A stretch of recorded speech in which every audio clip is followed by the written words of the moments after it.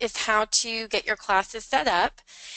And once you log in to the site, this will be your home page, and it looks very similar to last year if you used the site before. One quick change that I do want to point out before I forget is over here on the right. This previously was a help button over here on the right. It is now a webinars button, and we have a new webinars resource on our page. So that way, if you go here, you'll see a webinars tab, and we have a series of 3 sessions that you could go through, which go into a lot of detail over the main features of the site.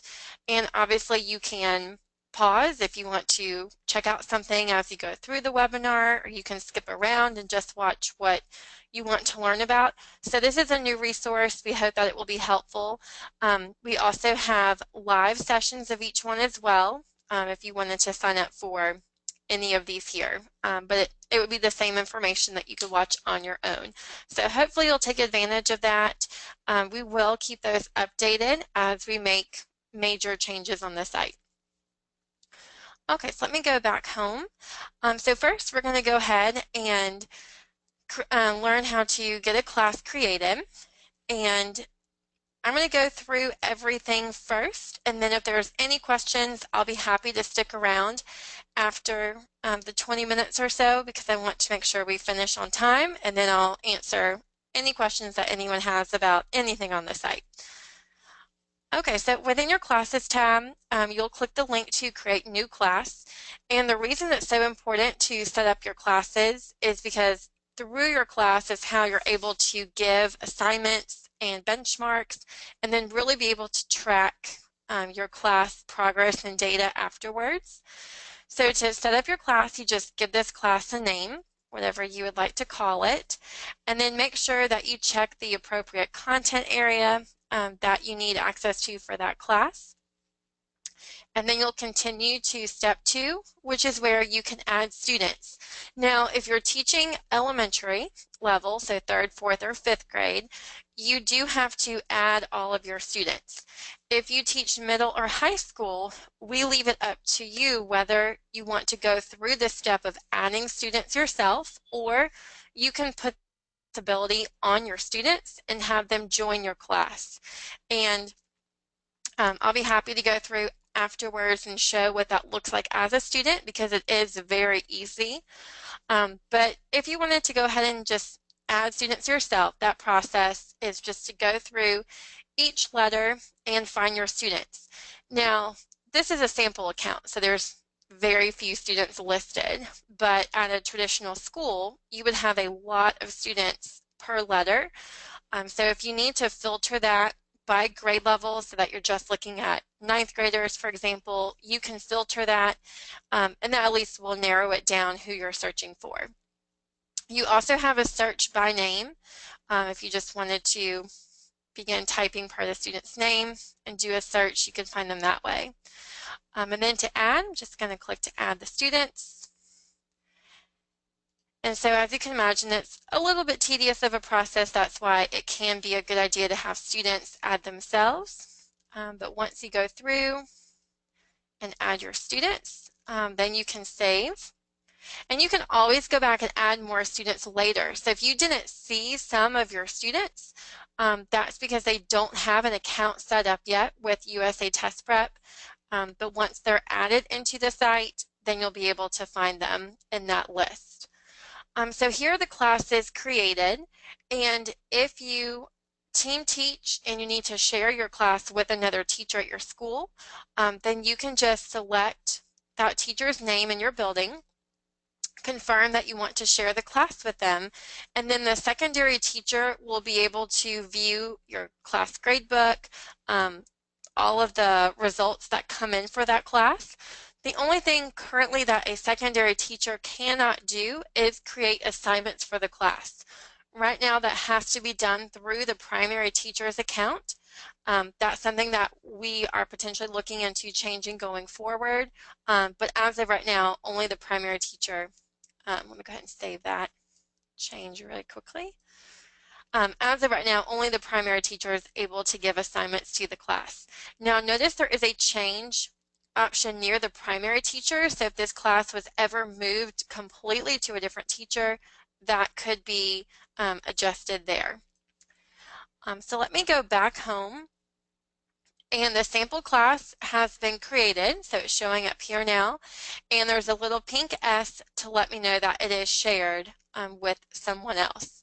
Now, if you have classes from last year that you want to keep because you don't want to lose any of your reports or your data, then you can certainly keep them. What a lot of teachers will do that I've seen is you may not want last year's classes to show up at the top just because you don't want to have to scroll down all of the time to find your current classes. So what you can do is you could go into the little gear icon for last year's class, and this takes you back to the same page we were at, where you can always go back and add a secondary teacher. You can add different content areas to your class, so all that can be changed later. But if you click the Edit Class button over on the right, you can rename this class to move it down in your list. So you could do year 2015 to 2016, and then because it has a Y, it's going to drop it down in my list. And I'm just going to continue and save and go back home. And now here's that class at the bottom. So you could keep your classes, just change the naming convention so that way it bumps it down in your list and your current classes remain on the top. Now, another really important thing about your classes to know is that a lot of teachers will create benchmarks and assignments that they want to share with other teachers on the site, because that is a big benefit to using our benchmark system, is that you can have a common assessment. And in order for you to be able to see shared benchmarks and shared assignments, it goes by whatever you have your class associated with. So for example, if I click on that little gear icon, this shows me I have my class associated with civics. So that means that any civics EOC benchmark or assignment that is shared, I'll be able to see it. If I didn't have my classes set up with civics, then I wouldn't be able to, because the site obviously doesn't know exactly what you teach in real life, so you just have to let it know what exactly you want access to, and then that will give you all of the shared assessments for that content area. And if you need to go back and edit or add a content area, again, you can do that through the Edit Class button. And this can just get mainly tricky in states where there's maybe last year's test and the current year. So there's two choices for your content area. If a teacher were to create an assessment under the old one, but you only have the new one checked for your class, you're not going to see it. All right, so that, again, is how you go through the process of setting up your classes. And very quickly, before we go into some of the instructional resources, I want to log in as a student just to show how easy it is for a student to join your class. And if I go back into the little gear icon, here's my list of students. And for every student in your class, you can see their login information. So that's important. If students don't remember how to log into the site, you can click Show Login and find their username and password very quickly for them. And you can also log in quickly as any of your students directly from this page. So if you click Login, that will jump you into that student's account. Now, here's a student homepage, and if a student were logging in, they have this Join a Class button right here, this orange one, and if they click on that, they will be able to select their teacher, and they can find what class period they're in. So for the class I just created, it's showing up already. So then they could click to join, and they're automatically put into your class. Now, there's no way for a student to remove themselves from a class, so you don't have to worry about that. And if you had a student accidentally join your class and they meant to join a different teacher's or a different class period, you can go back in to edit your class and just remove them out. So that's not really a big deal here. And one of the features on our development list is to add an optional class password for your class. So that way it would help, foolproof it a little bit more. So not just any students can join your class, they would have to have a unique password from you. So that is something in the works that we're doing. All right, then to go back to I have the link at the top, return to your account, and that takes me right back. Okay, so next, for the next 10 minutes or so, I want to go into our resources page because that is really a valuable place where you can find lots of different things you can incorporate into your daily instruction, even if you only have 10 minutes or you don't have computers for every student. And to get there, you have two ways. You have this pink button for every class that you create, and the pink button is a direct shortcut to that resources page. And when you click on it, it's going to take you directly there. Now, if you had your class associated with more than one subject area, it's going to give you each one that you have it associated with. So in this case, I'm just going to go to U.S. History.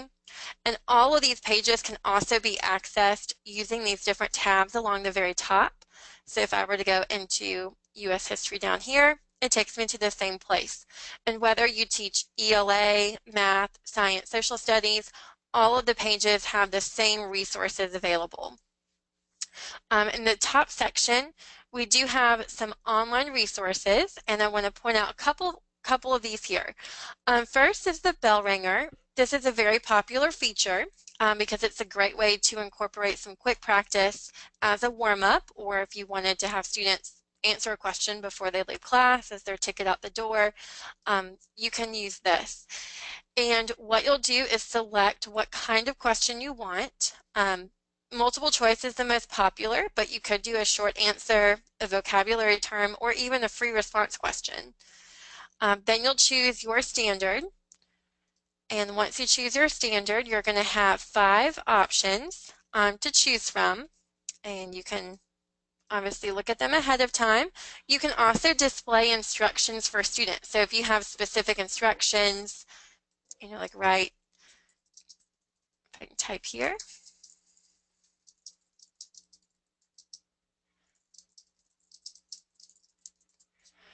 Okay, and then once you have the question, now it's not going to show you the answer quite yet. So you'll hit display question. That's going to take it in a larger screen where you'll have the instructions right here at the top. You'll have the question for students, and so as they're coming in or they see this, they're going to work on that question or think about it, and then as a class, you can discuss it, choose the answer that they think is correct, and then you'll get an explanation of the correct answer.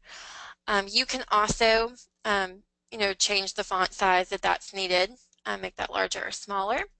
And then when you're ready to go back, there's a link to go back to the Bellringer questions. And then you could even pick another one if you wanted to.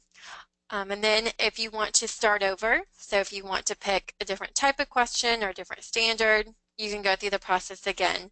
So it's just a quick way where you can still use the questions with your class pretty quickly. Also, kind of along the same lines as Bellringer, we do have projector questions. So if you wanted to display a series of questions for students to answer for practice, you could choose random questions from a certain standard, or if you have a benchmark made, you could even project benchmark questions here, but you would have to have one already created. And what you can do with projector mode questions is you'll decide how long you would like each question to display by default. And it's set for 30 seconds. You can obviously increase that quite a bit, especially if it involves, a passage or a word problem for math to give them more time. And then when you click to load the questions, you do have, if you want to go ahead and get an answer key, that way you have it as a reference as the questions are going through. And the answers, it's kind of hard to see, but they're going to be bolded. And I think if you make the font a little bit larger, you'll be able to see that it's bolded, and you also have the explanation as well. So you can also, again, just print that out ahead of time, and then you can play when you're ready for students to start working. And for the projector mode questions, there's this line at the top, and that is the visual countdown for a student so they know how much time they have remaining. And if the students are thinking, wait, we need more time, you can just click pause, and then that way you'll allow them more time to work. You can also, if students are interested, you can show the statistics for that question, and then when you're ready, you can display the answer. Now, the answer is only going to display if you click to display that. Otherwise, when this countdown runs out, which it's getting close, it's just going to go to the next question. And this is a loop. So once it gets to question 10, right here, I'm on 10 out of 10, it's just going to go back at 1. So it's just going to keep looping through, and then when you click to display the answer, that's when you can go over it, discuss with students, or you could just have them turn it in and you have the answer key already. So that can be used in different ways. But again, students don't have to use their own computer, but you still have the benefit of them practicing with the questions. Also, another online resource that's helpful here are the videos. We have a great content team that spend a lot of time making the videos, and when we feel that they're not as engaging or getting outdated, we are always trying to keep up and redo them and add new ones. So here are the videos. You can view them just by their title, or you can switch to the thumbnail view just to get a quick preview. And for the videos, these are the same videos that you could assign to students to watch on their own. But if you just wanted to show one to your class and watch it together, you could find what video you'd like to view. And that will open it up, and you'll have the video to watch, and you'll also have a few questions that you can talk about with your class. So again, you could assign the video. There is an assign button there, but I always tell people that you can just play it and watch it as a resource, even if it's just a small group or your whole class. And our videos are pretty short, so very rarely are they over 3 to 4 minutes. They're usually under that length of time. So it is a quick, even as a warm-up, that you could use for your class. And if you have problems with the videos, we do host our videos at Vimeo just because of the quality is better. But if your school blocks Vimeo, that is something that we can very easily work around. All right, then back to this resources page. The last resource I wanted to point out in detail is at the bottom we have some projector games. And so this is a fun way that you could review with your class, again, still using the questions. And the one I want to look at more closely is called Thinkorswim, because this is a fun one where you'll divide your class into teams, and they can come up with a team name if they want. Then you choose 3 to 5 standards that you want the game questions to come from, and you can choose obviously any 3 or 5 you want, and they can be from any standard, so it doesn't even have to be within a certain domain here. Then you'll continue, and this has basic instructions. I'm just going to go ahead and begin, and it guides you through the game. So at the top, it's going to tell you what to do. So it says choose the first question or vocabulary term. So here the clams are the questions and the starfish are the vocabulary. And if you click on a question, you'll be able to show this to your students. You can even give them a hint if you feel that's needed. And every team will write down their answer. So if you have individual whiteboards in your class or just a piece of paper where they can jot down what their team answer is, and then you reveal the correct answer. So here it was, you have an explanation as well to talk about it. And then whatever teams got it correct, you can mark those teams and record the answers, and it will update the score. So there is a penalty for incorrect answers, but it's not very high. So that way it is easy to get back in the game. And this particular game has it built in to where you can add bonus points if you need to, or you can take away points. That way you can also incorporate some classroom management within the points. And if you, let's say, only had 10 minutes in class to work on this with your students, but you ideally don't want to have to start all over, you'd like to pick it back up the next day or next class period. You can, instead ending the game, because that will completely clear it out, you can just exit out, and then the next time you log in, you're going to have a list when you go to Thinkorswim of a bunch of saved games, and you can just choose the one at that date and time that you stopped, and you can resume it. And then if you want to, you do have the scoreboard that you can look at any point, because obviously students will be concerned about their scores.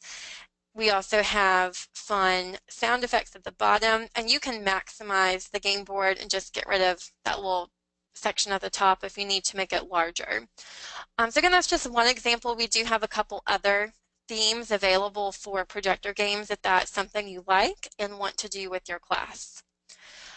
So that is everything that I wanted to go through in the amount of time that we had together this morning. And if you have follow-up questions that you think of afterwards, at the bottom of every single page, we have a feedback and contact button. This is a really great way to get in touch with us, especially if you're in the middle of class and you can't get to the phone to give us a call. You can send in your question or your issue through here, and it's really helpful for us if you're very specific. So tell us the exact assignment name or the exact student or benchmark, whatever it involves. Let us know as much information as possible, and then we can get back to you very quickly. So that is something that I would definitely recommend using, even if it's just to make a general suggestion for how the site could be improved. We're very open to listening to those as well. So thank you all so much for your time this morning. I hope that you'll find the site very user-friendly. We will have a webinar next month.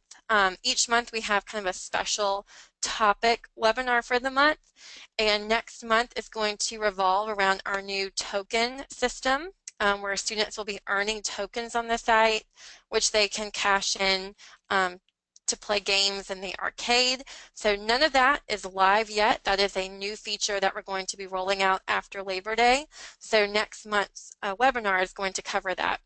And you'll be able to sign up for that. Again, if you go to the webinars page, within the help section, we don't have the September calendar up quite yet, but once September is here, you'll see that special token arcade webinar that if you wanted to join for that, you could.